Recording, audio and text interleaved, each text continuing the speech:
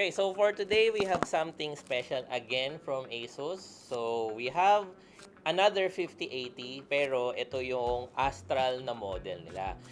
Meron na rin kami video about the Prime na 5080. So, again, para dun sa mga iyakin dyan and yung mga nagre-reklamo dun sa content namin for some reason, this is going to be an unboxing video.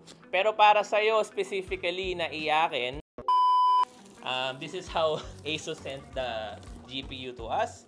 And gusto kong i-invite naman yung ating mga tech guys and girls dito.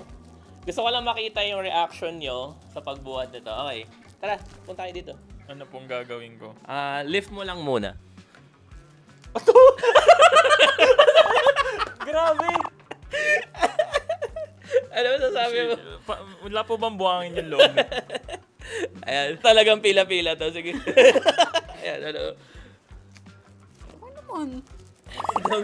Panira ka? Yeah, si Ren hindi siya masyadong PC gamer, tech enthusiast. So, hindi niya alam yung tamang weight ng mga bagay-bagay. Nilagyan ng bato ng Hindi. Dito galing sa Ayun, para medyo maiba naman yung ano, dito kayo, siguro kahit dyan na lang kayo para makita, sabay-sabay tayo magre-react. Okay, unbox na natin. Na-excite ako. Kala mo sa akin. Baka naman, Oh. ASUS, baka naman. Muro na kayo sa amin. Uy, puti. Okay. Okay, so, ay, ano yun, guideline ba yun? Wala. Wala, hindi siya guideline. Sabay-sabay tayo magre-react. Bilisan mo kasi! Teka lang. Medyo mabigat siya eh. Tayo mo. Wait lang, comment muna tayo dun sa box. Ang ganda nung box. Ganda, Okay na, simple, let's simple. go. Okay na. Okay. Everybody ready? Yeah. Ay, wait, joke lang. Wait lang. Last, isa pa. Mamaya na natin yung titignan isa-isa. Oh, damn. Okay, kailangan niya ng 3. 5090. Ba't bukas yan? Oo nga no, ay ginamit na, ASUS naman. Nga, worthy ako. I'm worthy.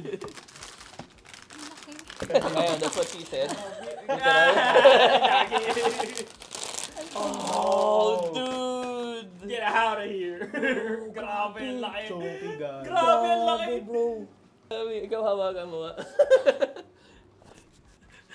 Grabe. Grabe. Natatakpan na yung mukha mo. Tapos ang solid niya. Oo. Vapor chamber din ba?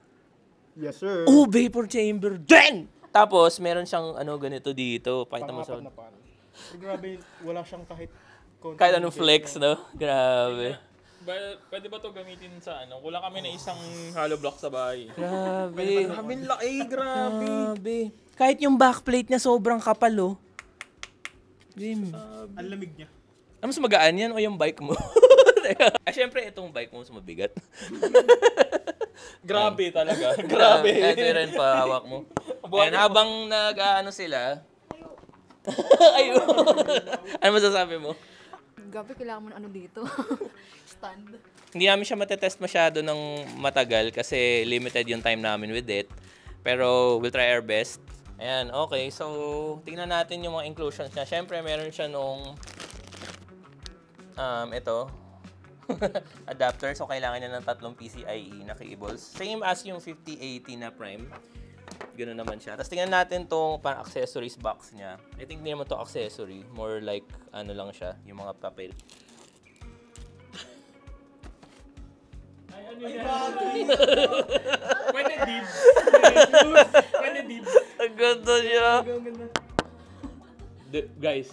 Ay! What the? Oh my gosh, dude. What the? Ano, dude? Bro. Magnetic badge. Hindi ko alam. Oh, magnetic. Pwede siya sa rep. Hindi ko alam. Hindi, para i-measure mo yung ano mo. Hindi, wala lang. Ruler. Kaya mo ruler. Hindi siya magnetic. Meron siya nung, yung, alam niyo yung sa ASUS talaga, yung parang sa TUF. Madalas to, di ba? Yan. So, meron siyang sag bracket that doubles as a, alam ko, screwdriver. Thank you, ASUS. Maraming salamat at binigay nyo to sa amin. Para i-keep namin forever. Parang wala naman na dito. Okay. Tapos ito, I think yung mga manuals na lang to and yes, manuals lang to and whatever. Yeah, quick start guide and everything. And basahin ko lang yung kanyang specs sa ano. So, meron nga siyang quad fan cooling that boosts air pressure by up to 20%. Tapos with a patented vapor chamber. Same with the Prime 55080. Larger yung heat pipes, optimized fin spacing, and phase change GPU thermal pad again. Ooh. Alright. Premium power delivery. Meron siyang powerful 80 amp MOSFET that delivers up to, actually, over 35% more headroom. So, pwede itong EOC ng grabe. Regarding reliability, Asus GPU Guard technology secures all four corners of the GPU to prevent cracks, while the GPU bracket ensures stable mounting. Gets. Dahil sobrang bigat ng heatsink niya, tsaka kasi pagka sinaksak mo siyang ganyan, 'di ba? Hindi siya mag-flex. Kaya yun nga yung unang napansin ni Domer, talagang ayan, nilalakasan ko. Like literally. Ala. Okay. So, meron siyang tatlong display port and dalawang HDMI. Oh, 2.1? Yes. Yun, yung GPU Tweak 3 para ma-tweak mo siya more.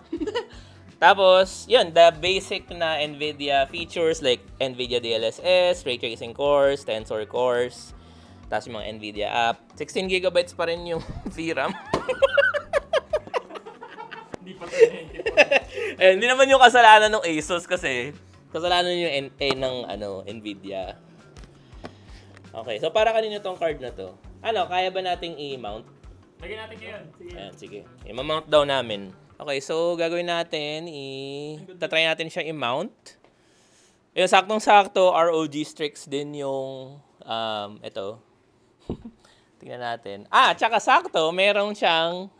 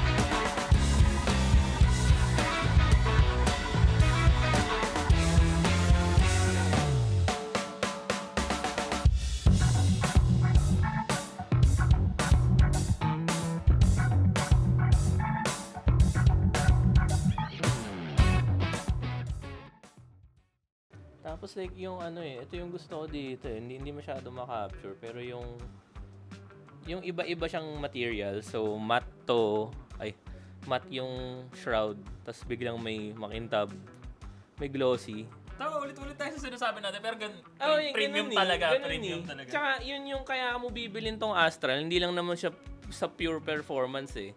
Wala ka nang pakialam dun sa pure performance masyado. If you have this, alam mo yun, like disposable income. Gusto mo nung maangas eh, di ba? Yun eh. Yun yung di magets ng iba nating commenters. Itong case na to, this is one of our bigger cases dito. Actually, ito yata pinakamalaki nating case dito ngayon sa store. So siya, Deepcool Morpheus. Pero, dahil dun sa GPU, hindi siya mukha siyang normal eh, no? Actually, may konting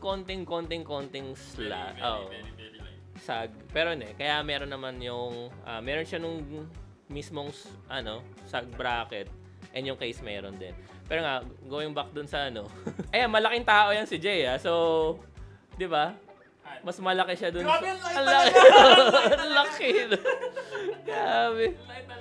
Alright, so we're going to, of course, have more B-roll for this para makita niyo yung details kasi yun nga, ang dami niyang details. Pero again, isa na naman siya dun sa parang yung maganda siya pero walang masyadong nangyayari. So, yung RGB niya, ito lang. Hindi kasi tulad nung iba na like yung puro RGB dito. Pero di ba ang ganda? Sobrang ganda niya. Naalala nyo ba kung may iba pang colors nito?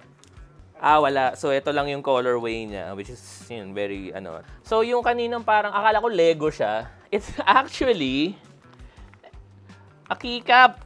Tapos, like, working yung fans niya. And, yan, legit siya na keycap. Hindi ko siya pinuwersa. So, keycap yun nung Astral na GPU. And tapos, ayan. So, ito, again, meron na naman tayong, nakalagay, no, may for those who dare, blah, blah, blah, blah, blah, blah. Pero, yung measurements niya, sakto talaga lahat. Tapos, meron siyang unit conversions for 1 millimeter. Meron din siya nung, conversion, yung, ang tawag doon? Yung formula for the, Fahrenheit to Celsius. Alam ko to yan. Tapos, ano pa napansin mo dito? Ayun nga, gawa siya doon sa PCB. Kaya ang solid niya. Tama yung mga niya. Oo. Anong VRAM? What do you mean? Patingin? Sabi lang sa'yo. Eto? Yeah. Actual size. Actual size daw tong mga to. QR, anong ginagawa ng QR? Ayun, tapos meron siyang parang butas doon. So, pwede mo siya isabit-sabit, whatever. Wala lang, alam mo yun, like, hindi mo naman to kailangan sa buhay mo. And hindi, kung pag bumibili ka ng GPU, hindi mo naman, asan yung ruler? Asan yung ganito? Ne, pero ang gusto ko sabihin, ito nga, it's one of those premium na features and inclusions. Kaya siya mahal. Meron na ba tayong pricing nito? Alam ko may pricing na tayo nito. Ipa-flash ko na lang sa papahirapan ko si Ren. Dito. Sa part na yan. Ayan, banda dyan. Ayan, tapos habulin natin. Gaganitayin ko. Ayan, si Ren. Andun si Ren. Ayan. Ayan. Ito yung price. SRP to. Pero yun, yung availability, unfortunately, wala pa siya sa atin.